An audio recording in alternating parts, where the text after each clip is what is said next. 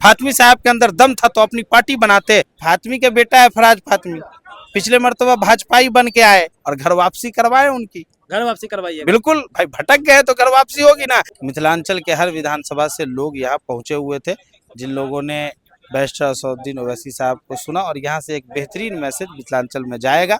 आप देखेंगे कि आज के बाद से मिथिलांचल की सियासत में एक नई गर्मी पैदा हो जाएगी, बदलाव होगा।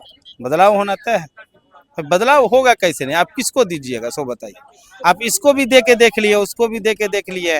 फातमी साहब का बेटा है ना फराज, लेकिन मस्कूर साहब को भी मिला। अरे भाई, फातमी के बेटा है फराज फातमी, पिछले मर्तबा भाजपाई बन के आए, लोगों ने स्वीकार नहीं किया तो इस मर्तबा आरजेडी में भाग गए। क्या पता फिर विधायक बनने के बाद भाजपा में भाग जाए, कोई भरोसा है? लेकिन इल्जाम तो आप पे भी लगता है। अबे हमारे कोई नेता भाजपा में भागे हो तो बताइए। तो आप इसे, अरे हमारे नेता तो उस पार्टी में, हमारे मानते नेता तो उस पार्टी में भागे जिस पार्टी ने फातमी साहब को शरण दिया भाजपा में आने के बाद।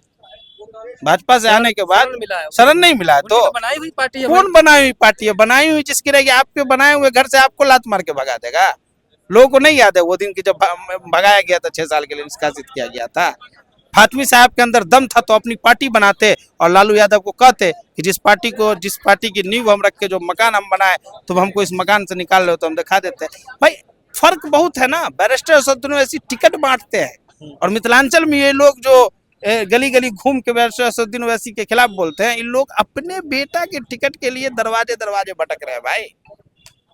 इतना बुरा हाल है। अरे कल होके इन लोगों को टिकट नहीं मिला तो हमारे दरवाजे भटकेंगे, जिला अध्यक्षों के दरवाजे में भटकेंगे। देखिए ना, क्या आप चाहते हैं कि आपके घर पे आवे वो? हम तो चाहते हैं हमारे घर पे आए, हम उनका स्वागत करें और घर वापसी करवाएं उनकी। घर वापसी करवाइए। बिल्कुल भाई, भटक गए तो घर वापसी होगी ना। कभी भाजपा में जा रहे हैं, कभी जदयू में। आप देखिएगा ना, वो 2020 का जो चुनाव था उसका पट्टा सब देखिएगा। अभी यह कौन अधिकार यात्रा निकला था वोटर का, उसमें फातमी साहब का जो एक पोस्टर वायरल हुआ था, आरजेडी के पोस्टर पे जेडीयू का पट्टा लगा के फोटो लगा हुआ था। लेकिन आपने जो अधिकार यात्रा को हाईजेक किया था, क्यों नहीं हाईजेक करेंगे भाई?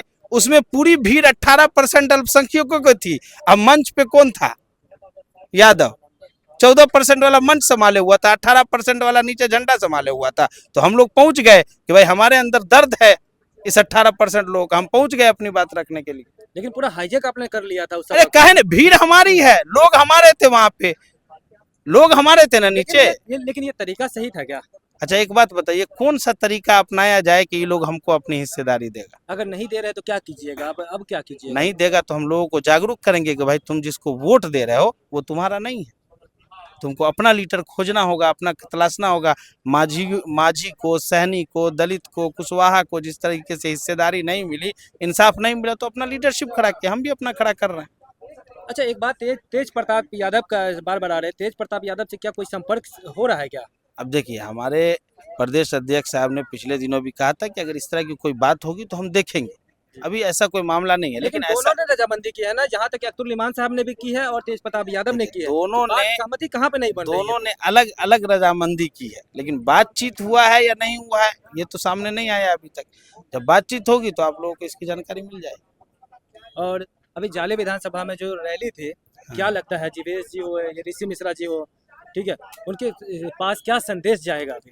भाई जीवेश जी ने जो जाली और फर्जीवाड़ा किया है पिछले 5 साल में, उसका पोल खुलना आप देखिएगा, मोहल्ले मोहल्ले में शुरू हो जाएगा। जितना फर्जीवाड़ा किया भाई, अभी कौन दवा वाला कांड हुआ नहीं देखे थे आप लोग? पूरा हिंदुस्तान देखा था कि जाले का दवा वाला बोलिएगा तो फिर नोटिस आ जाएगा। जाले का जाली विधायक नोटिस आ जाएगा फिर। अरे भाई, जाले का जाली विधायक नहीं देखे थे आप लोग?